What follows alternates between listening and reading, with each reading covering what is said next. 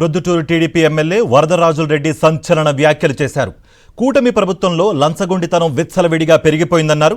Revenue, police, Panchayati Raj, engineering శాఖల్లో ప్రతి పనికి డబ్బులు చెల్లించుకోవాల్సిన పరిస్థితి ఉందని ఆవేదన వ్యక్తం చేశారు.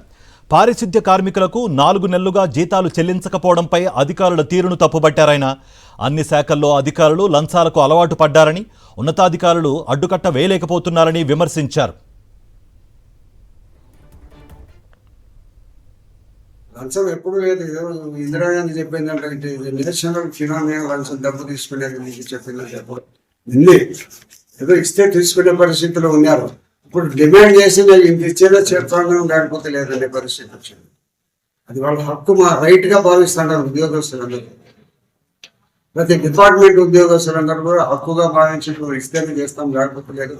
ఎవరికి చెప్పుకుంటారో చెప్పుకోలేమైన పరిస్థితులు ఉన్నారు. ఏసీబీ ఏడ పొందుకుంది, ఏడ నిద్రపోతుందో ఏసీబీ ఇంతమంది. ప్రతి గ్రామం 190 మంది డబ్బులు తీసుకుంటుంటే వీళ్ళకి దొరకడం లేదు. ఏసీబీకి ఏసీబీ వాళ్ళు దానికి డబ్బులకు అలవాటు పోయినారు. అందరికీ డబ్బే, ప్రశ్నించేవానికి డబ్బే. అందరికంటే ఉండబడిన వాడు మొదలైన ఉంటున్నారు. అధికారులు ఎవరైతే ఉండబడిన వాడు ఉన్నాడో వాళ్ళు డబ్బులు ఇస్తాడు కాబట్టి ఉండబడిన వాడితే ఆ యొక్క బెనిఫిట్ అందిస్తున్నారు. నిజమైన పేదవానికి గ్రామీణ ప్రాంతంలో ఉండే మట్టి తీసుకునే రైతులు కానీ కూలీగా పని చేసుకునే వాడికి కానీ ఏ వచ్చే పరిస్థితి లేదు.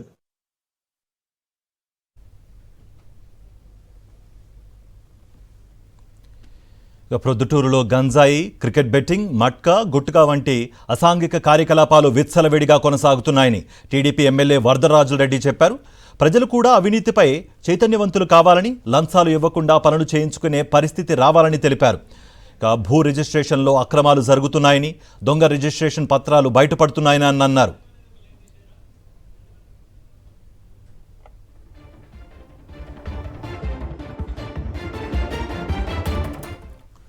ఇదే అంశానికి సంబంధించి మరింత సమాచారం మా ప్రతినిధి శ్రీనివాస్ అందిస్తారు. శ్రీనివాస్, సొంత పార్టీ ఎమ్మెల్యేనే ఇలాంటి వ్యాఖ్యలు చేస్తే ఏ విధంగా అర్థం చేసుకోవాలి ఈ పాలనను? ఎటువంటి సమాచారం ఉంది మీ దగ్గర?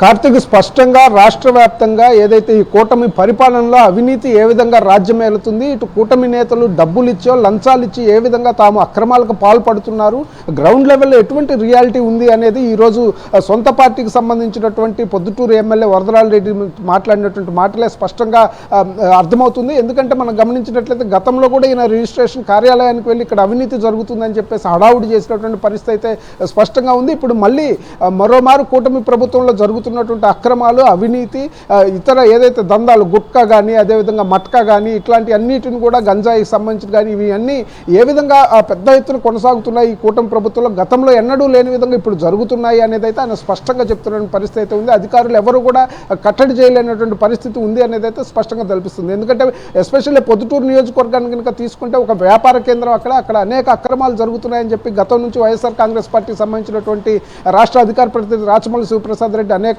ఫిర్యాదులు కూడా చేశారు. అనేక సందర్భాల్లో కూడా ఆయన ఇక్కడ కూటమి ప్రభుత్వం చేస్తున్నటువంటి అక్రమాలను వెలుగులోకి తీసుకొచ్చినటువంటి పరిస్థితి ఉంది. ఇప్పుడు ఏదైతే వైఎస్ఆర్సీపీ చెప్తుందో వాటినే ద్రోహపరుస్తూ స్థానిక ఎమ్మెల్యే కూడా అదేవిధంగా జరుగుతున్నటువంటి అవినీతి మీద మాట్లాడుతున్నటువంటి తీరుని కనుక మనం చూసినట్లయితే స్పష్టంగా పెద్ద ఎత్తున అవినీతి కార్యక్రమాలు, అక్రమాలు కొనసాగుతున్నాయి కూటమి ప్రభుత్వంలో. కూటమి నేతలే దీనికి ఏదైతే తెరలేపి అధికారులను తమ చెప్పు చేతల్లో ఉంచుకొని వాళ్ళకి లంచాలను ఎరచూపి ఈ విధంగా పెద్ద ఎత్తున ఏదైతే లంచావతారాలుగా మారటం కానీ అక్రమాలకు పాల్పడుతున్న పరిస్థితి స్పష్టంగా కనిపిస్తుంది అనేది ఉంది.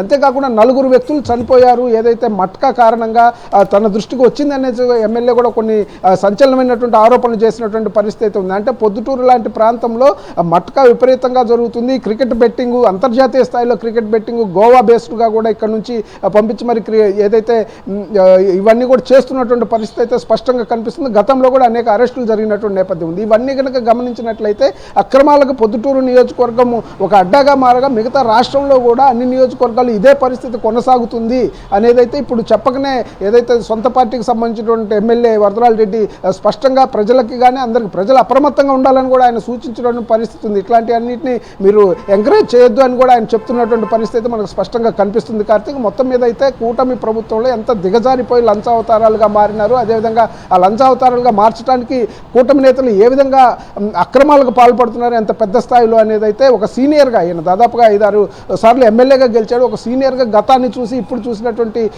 ఎమ్మెల్యేగా ఆయన గతాన్ని ఇప్పుడు పోలుస్తూ చెప్తున్నటువంటి పరిస్థితులు ఉంటాయితే ఇప్పుడు జరుగుతున్నటువంటిది ఎన్నడూ చూడలేదు అని కూడా ఆయన స్పష్టంగా చెప్తున్న పరిస్థితి అయితే కనిపిస్తుంది. Karthik, thank you Srinivas. మరిన్ని అప్డేట్స్ కోసం ఛానల్ను సబ్స్క్రైబ్ చేయండి. నోటిఫికేషన్స్ కోసం బెల్ ఐకాన్ పై క్లిక్ చేయండి.